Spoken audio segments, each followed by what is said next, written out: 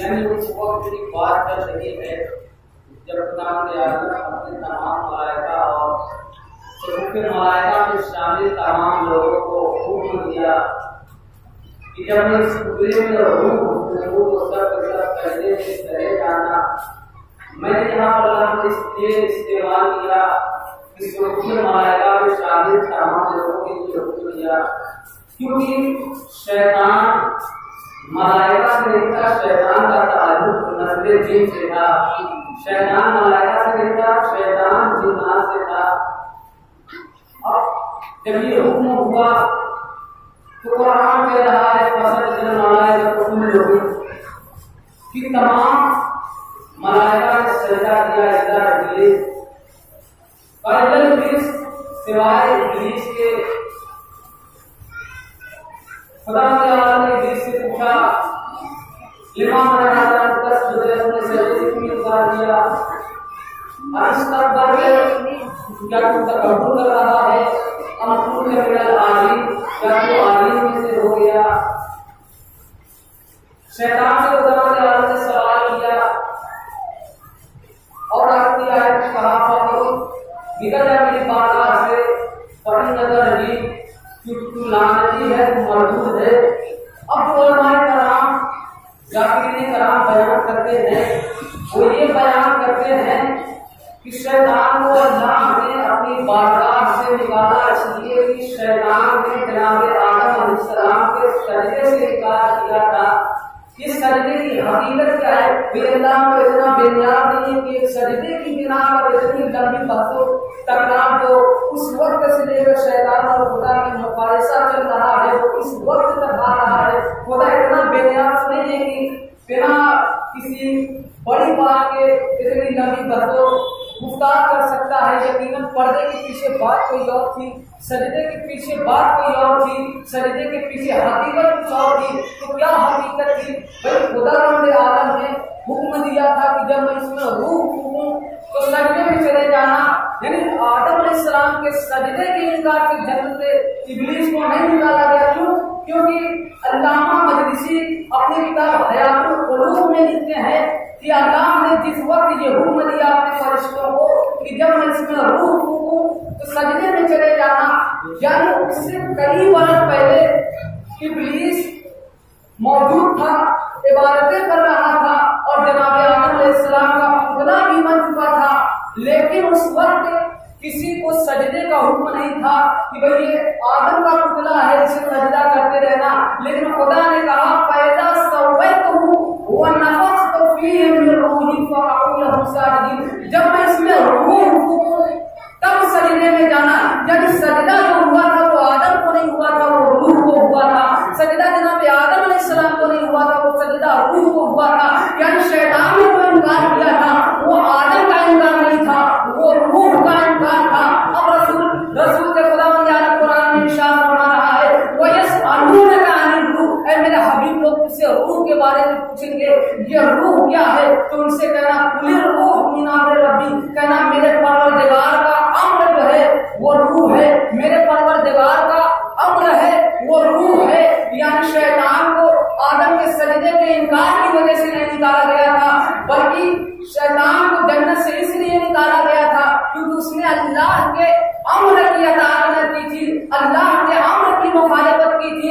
यानी शैतान उसकी अगर मुताला करे अब्बाली का तो शैतान की जो तफसीलात बयान की गई है कि शैतान एक बहुत बड़ा आदमी था। शैतान का नाम शैतान नहीं था, शैतान लानती नहीं था। मेरे रवायत में यहाँ तक मिलता है कि शैतान का एक सजदा 50 साल तक जारी रहता था, 50 सालों तक सजदा शैतान का एक जारी रहता था।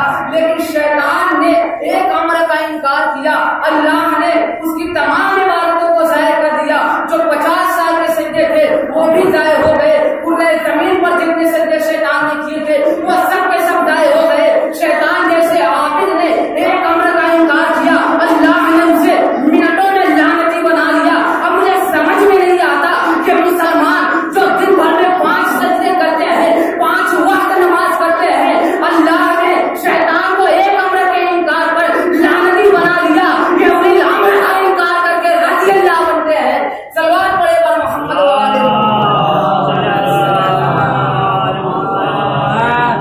शैतान ने एक अमर का इनकार किया था।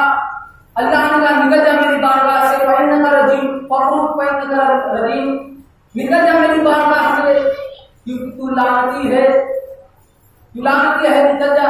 अच्छा, खुदावंद आलम की जो सिफात है वो तो आपको मालूम है कि खुदावंद आलम रहमान है, गफूर है, रहीम है, गफ्फार है, गुनाहों को बख्शने वाला है, तौबा का मौका देने वाला है। अल्लाह की सिफात या अल्लाह या रहमान या रहीम या गफूर या हलीम या करीम जो कुरान में है ना, पढ़ते हैं वो अल्लाह की सिफात है। शैतान ने गलती की, मौका देना चाहिए था, शायद तौबा कर ले। अच्छा, रवायत में भी ये मिलता है कि जब कोई अल्लाह का बंदा गुनाह करता है तो अल्लाह फौरन फरिश्तों को लिखने नहीं देता है, मेरा बंदा है, गुनाह का इम्कान है, गुनाह कर दिया, तौबा कर सकता है, अभी रुक जाओ ठहरो। लेकिन वही बंदा जब नेकी का कस्द करता है तो नेकी को अंजाम नहीं ना दे, उसके नाम है आमाल में तो नेकी लिख दी जाती है। शर्त यह है कि वो खुद से दिल से की जाए। तो भाई शैतान को मौका देना चाहिए था। मैं कहूंगा मेरे महबूब तू गफूर रहीम है, सबके लिए इंसाफ बराबर है, भाई मौका देना चाहिए था शैतान को। तूने शैतान को फौरन सजा क्यों दी? मौका देना चाहिए था। अजब नहीं कि खुदा का जवाब ये हो कि यहाँ हुज्जत भी पहली है, मुनकर भी पहला है, हुज्जत पहली है, मुनकर पहला है, यानी मेरी हुज्जत भी पहली है, इनकार करने वाला भी पहला है। लिहाजा मैं शैतान को फौरन सजा देकर के दुनिया वालों को बता देना चाहता हूँ, अगर कोई मेरे अमर का इनकार करेगा तो मेरे जन्नत में उसके लिए कोई जगह नहीं है। शायद 4 मिसरों में क्या खूब कहा है, शायद 4 मिसरों में बड़े ही अच्छे अंदाज में कहा है कि जो लोग मुनाफिक है मेरी बात को सुन ले, प्यारी दिल की कली खिल नहीं सकती। अरे हसनैन की जन्नत तो बहुत दूर है यारों, सत्तार की जन्नत भी उसे मिल नहीं सकती। हसनैन की जन्नत तो बहुत दूर है यारों, शद्दाद की जन्नत भी उन्हें मिल नहीं सकती। सलात पड़ेगा।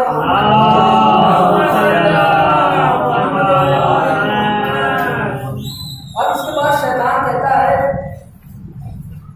अल्लाह ने मेरी बारगाह से महमूद है, लानती है। शैतान गया कहा के लिए इबादत की है, इबादतों का हाजिर तो दे दे। कौन सी इबादत? अब जो मैंने 50-50 साल के सजदे किए थे, वो मैं 500 वक्त नमाज पढ़ता था, वो मेरी नमाज़ें काम ने मेरे अम्र की मुखालिफत की है, लिहाजा उसे मेरे अमाल जायज हो गए।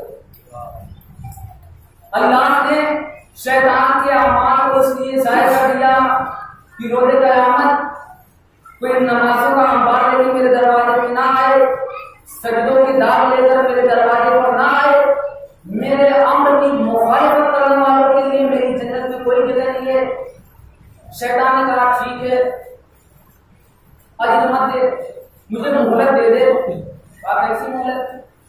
कहा मुझे कुछ नहीं चाहिए तुझसे, बस तीन चीजें दे दे। कहा क्या चाहिए? कहा पहली चीज मुझे ये चाहिए कि कयामत तक मुझे मौत ना आए। भाई कयामत तक मुझे मौत ना आए। दूसरी चीज ये कि मैं जब चाहूं जहां चाहूं जिस शक्ल में चाहूं वहां पर चला जाऊं। तीसरी चीज वो ये कि अपने बंदों को बचाने की ताकत मुझे दे। अल्लाह ने कहा ठीक है, दे दिया जा। अब शैतान कहता है बोले कि परवरदिगारा मुझे कसम है तेरी इज्जत और जलालत की, मैं तेरे तमाम बंदों को बताऊंगा, मैं तेरे तमाम बंदों को बताऊंगा, मैं सिराते मुस्तकीम पर बैठूंगा और जो सिराते मुस्तकीम पर आता रहेगा उसे हटाता रहूंगा। जो सिराते मुस्तकीम पर आता रहेगा मैं उसे हटाता रहूंगा। अब ये सिराते मुस्तकीम है क्या? भाई हजो लगातो हूं, ये तो सिराते मुस्तकीम है नहीं। नमाज सबसे बड़ी इबादत है, नमाज सिरात मुस्तकीम नहीं है। अगर नमाज सिरात मुस्तकीम हो तो नमाज क्यों कहते हैं? सिरात मुस्तकीम अल्लाह ने सीधे रास्ते की हिदायत फरमा। इसका मतलब ये कि नमाज भी सिरात मुस्तकीम नहीं है। तो आप कहिए सरा मदीने की मस्जिद नबवी में रसूल मिंबर पे तशरीफ फरमा है। एक शख्स खड़ा हुआ, कहा या रसूलल्लाह ये सिरात मुस्तकीम क्या है? ये सिरात मुस्तकीम क्या है? ये सिरात मुस्तकीम क्या है?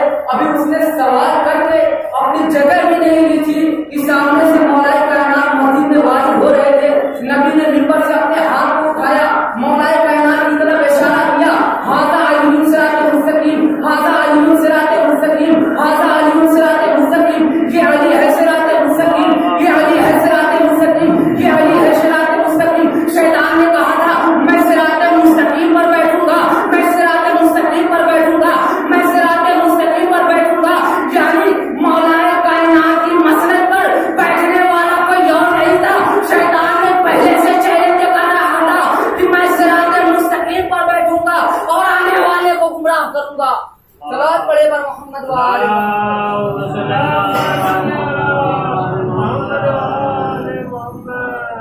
शैतान ने पहले से चैलेंज कर रखा था।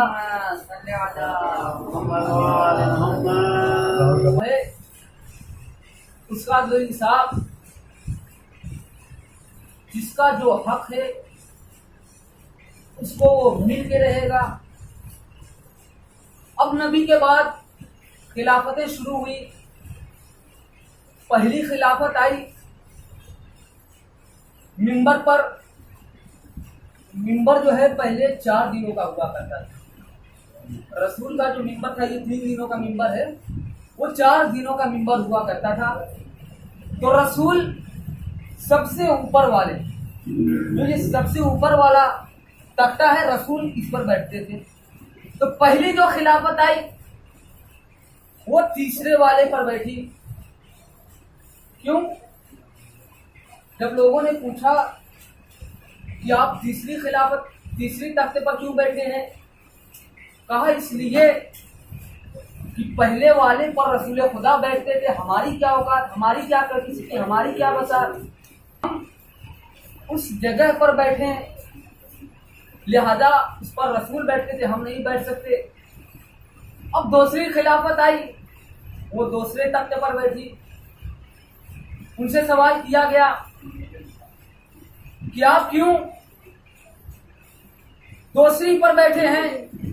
कहा पहले पर रसूल खुदा बैठते थे, दूसरे पर खलीफे, तीसरे पर खलीफे अव्वल बैठते थे, लिहाजा दूसरी जगह खाली थी, मैं दूसरे पर बैठ गया।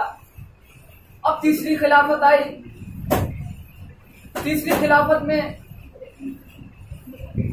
तीसरा जब आया तो वो पहले पर बैठ गया। सवाल किया गया कि आप पहले पर क्यों बैठे?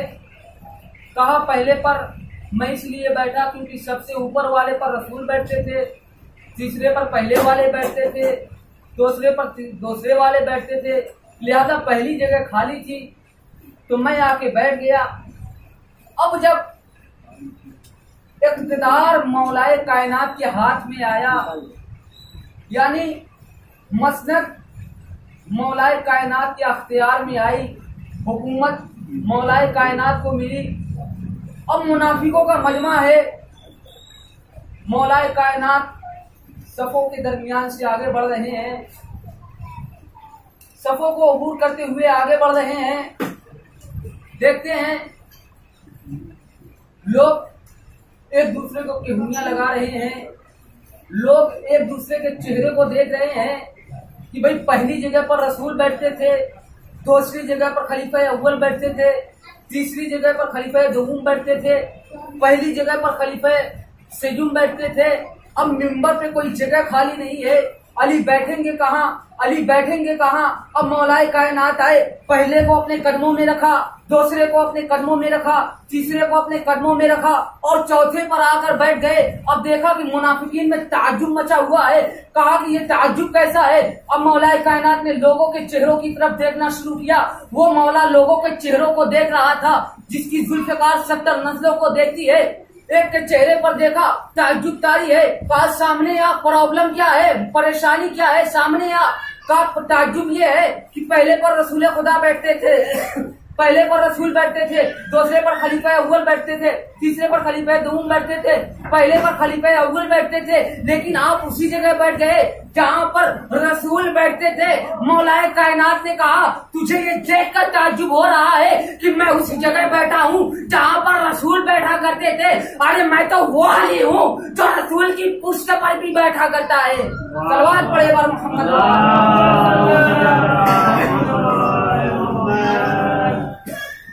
मैं वो अली हूँ जो रसूल की पुष्ट पर भी बैठा करता है। ये वो अली है जो रसूल की पुष्ट पर रहता है। लेकिन अजीजों, इसी अली का घराना है, करबला का मैदान है। इसी अली के घराने वालों पर ऐसे मजालिम उठाए गए, 3 रोज तक आबोगिजा बंद कर दी गई।